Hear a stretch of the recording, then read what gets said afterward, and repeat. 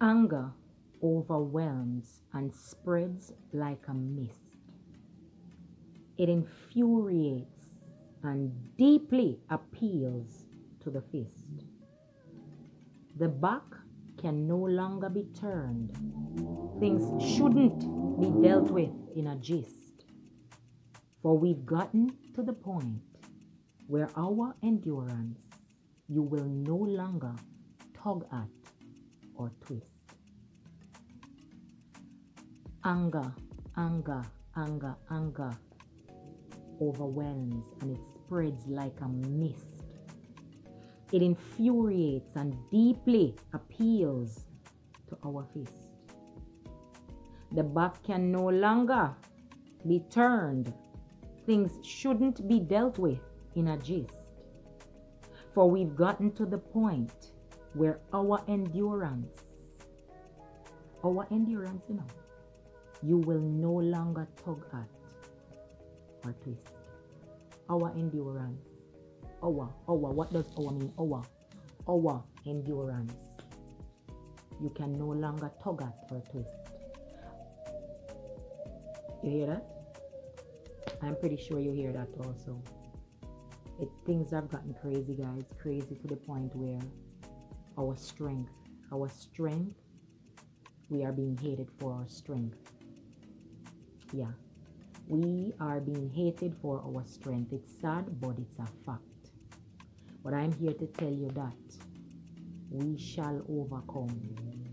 Because all our ancestors, they had enough. That's why they stood up. They've had enough. That's why they stood up.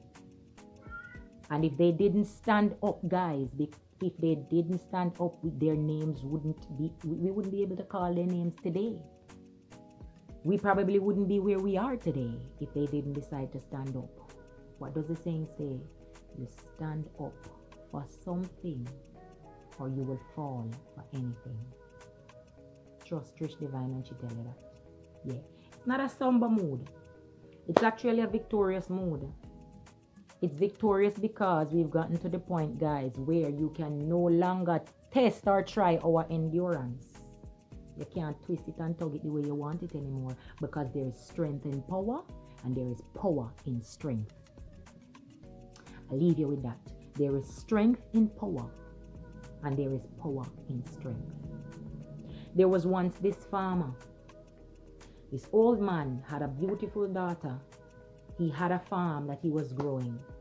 Now this old man got into a little difficulty to the point where he had to be borrowing money from this community lender. Let's say this lender was an old miserable old man himself. Now what he did was he conspired against the farmer because he looked at the man's beautiful daughter and knew that he wanted her. So you know what he did? He said, okay, I'm going to lend this man money to the point where I know he can't pay me back. But little did the farmer know that he was conspiring against him. So every time he comes to the farmer, okay, I can lend you 1,000, I can lend you this, I can lend you that. The farmer took it because he was like, okay, fine. My farm would get to a point where it becomes prosperous. So I'll be able to pay him back. Lo and behold, things didn't work out the way the farmer expected it to. So now he was deep in debt. You know what this little old bugger did? This old man did nothing but say to the farmer, all right, you're going to have to pay me back now. The farmer said, I don't have it. He said, all right, let's make a deal. No, he always said this man was conspiring against the farmer because he liked the farmer's daughter. He said to the farmer, let's make a deal. The deal is, I'm going to go ahead and we're going to make a bet. And what the bet entails is I'm going to put 2 stones into a bag. Your daughter will have to draw each stone. Now, draw one of the stone, I'm sorry. Now, he's going to put a black stone and a white stone in the bag. If the daughter draw the black stone, that means that she have to marry him, right? She's gonna have to marry him, the nasty old money lender. If she draw the white stone, then obviously she's not gonna marry him. The farmer would be cleared of his debt. If she decided not to draw any stone, then the farmer would go to jail for as long as ever because he can't pay the debt. So the daughter decided, okay, fine, I'm gonna draw the stone. The man called the villagers, everybody come around and to see what's happening.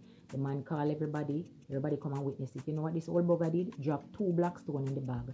But lo and behold, the daughter was so smart, she was watching him. So when she watched him and see him drop 2 black stones, she said, all right, me and you.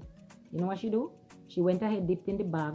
When she dipped in the bag, she took out a black stone. She knew it was black because 2 black stones in there. She accidentally or pretended to accidentally drop the stone in the heap of pebbles that was there.